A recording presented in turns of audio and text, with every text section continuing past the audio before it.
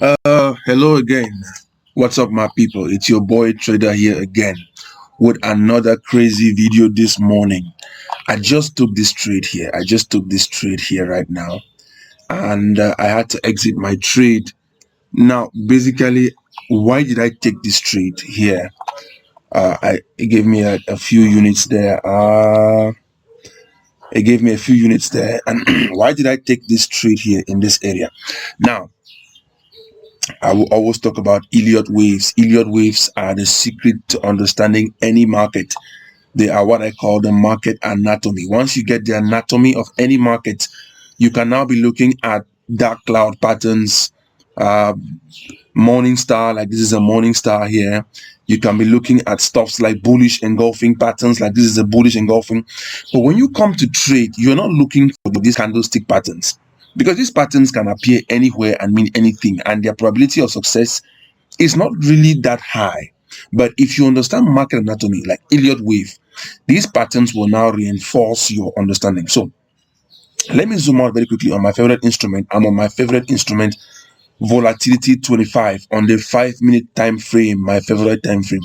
So right here, you can see how I started by counting the Elliott waves. Once you learn to understand this anatomy, you are good to go.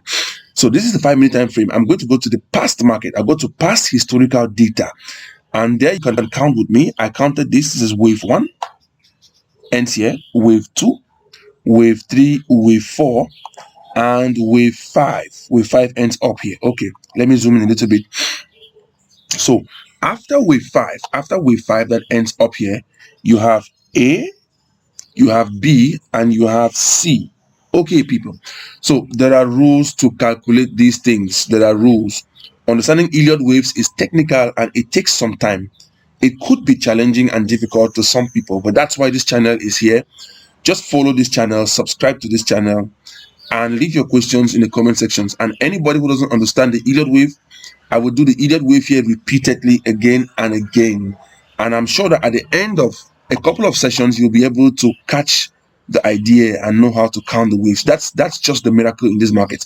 Now that I'm done with A, B, and C, those are 8 waves, and one Elliott cycle is complete, and a new Elliott cycle was bound to begin. So when I saw this 1 and 2 here, I just didn't jump in to take a trade. I waited again. I waited until I saw this and this, and immediately I drew this ascending triangle. The ascending triangle, let me change the colors of the ascending triangle here to black. I'm going to change the borders to black here of the ascending triangle so that you can see the ascending triangle quite well. Okay, I drew this ascending triangle using these highs as, now you can use the highs or you can use the bodies of the candles. Sometimes I use the body, sometimes I use the highs. There's no fixed rule. You do whatever works for you as a trader. Now, in here, this is a pressure build-up zone, guys. I've always said penants, triangles, flags, and channels. Generally, triangles are pressure build-up zones. These are areas where what is happening? Two things are happening, guys. Two things are happening. Smart money is entering their contracts. Smart money, these are the insiders. These are the guys who control the market. And they want to be able to exchange contracts and open positions in the market without moving the price too high so that they themselves can profit from the price changes. So whenever you see an area of consolidation, an area of a triangle like this, compression, just know that smart money is in play. Smart money is about to move the market high. So this is where you get to see smart money. Now, derivative markets do not give you volume indicators, but that's fine. If you're experienced in these things, you don't need volume indicators. You don't need them. You can always smell smart money. So once I saw this, I smelled smart money immediately.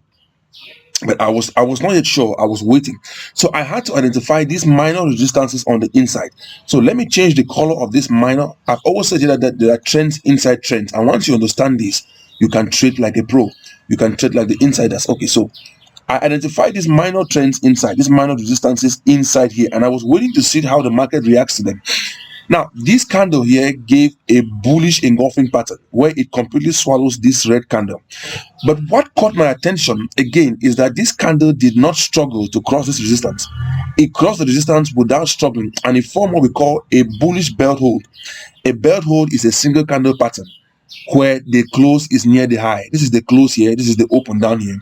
The close of this candle is near the high, so the buyers did not struggle there to break through. When I saw that, once I saw that, I took my trade because I already knew, according to Elliot wave, that a new wave is about to begin. Secondly, if you see from here, this pattern here is called a morning star. I'm going to try to point to the morning star pattern on an arrow. So once I saw the morning star here, the morning star was also, let me change the arrow to purple. Okay, so the morning star, this is the morning star pattern here, these three candles. You have a sell candle, you have a spinning top. This spinning top here, also called the inverted hammer, together with this long green candles here, these three candles form a morning star. They are showing that the market wants to rise like the morning.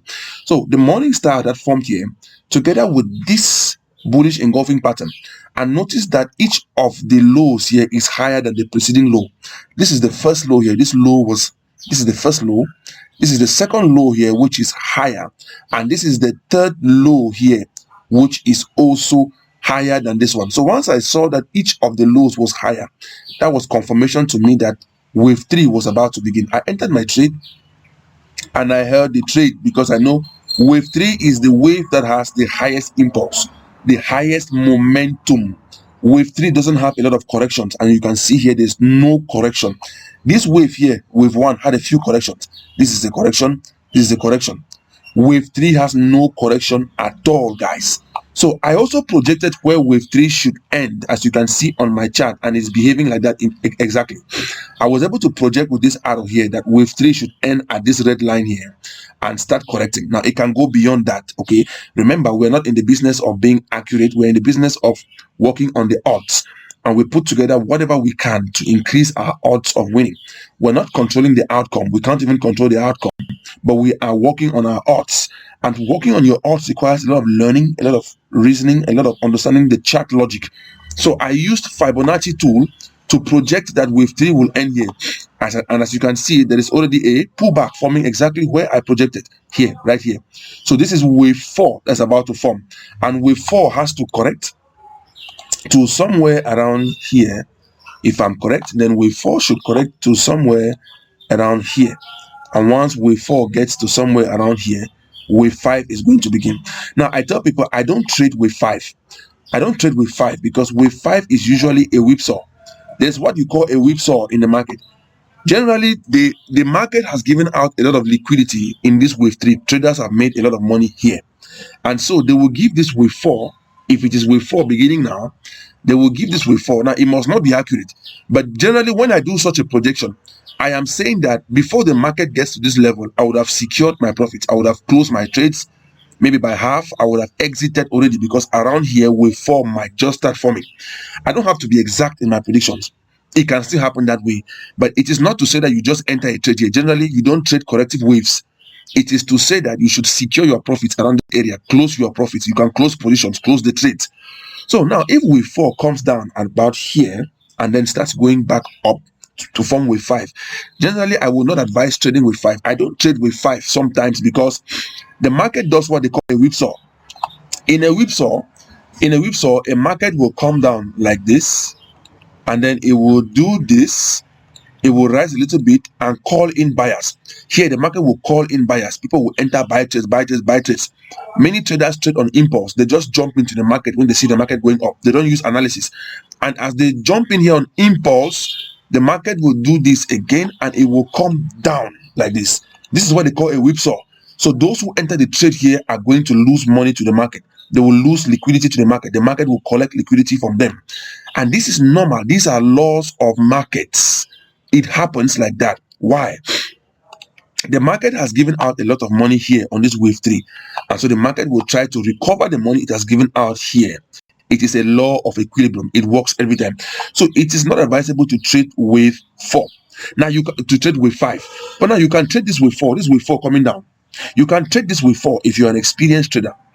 If you're a trader who likes to trade both ways, you can open a sell trade and trade wave 4. But the only time I advise you to trade wave 4, I repeat, the only time I advise you to trade wave 4 here is if wave 2 was a messy wave. Now this wave 2 here was not a messy wave. This wave 2 here was a zigzag wave. A zigzag is a wave where the market comes down here like this. The market came down here like this. This is one here. Forgive me, my arrows are too big. I'm going to wipe them. It came up 2, and then it came down 3, which obey the laws of a corrective wave. A corrective wave has 3 subwaves: 1 wave, 2 waves, and 3 waves. So that's a corrective wave. Now, as you can see, this forms what they call a zigzag pattern.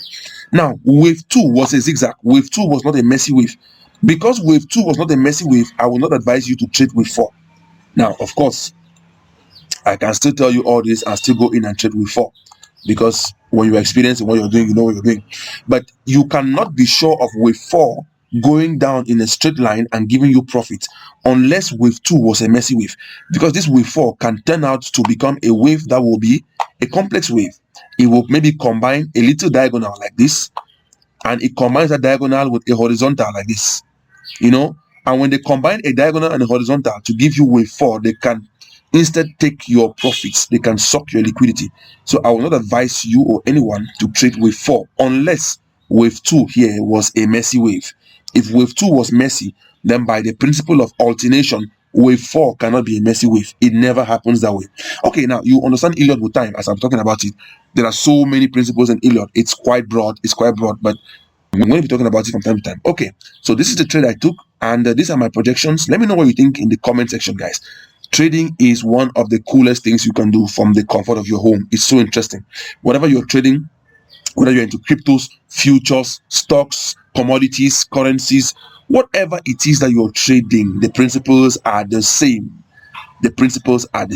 So let me know what you think in the comment section. And yeah, that's the trade I took. And see you next time for another video.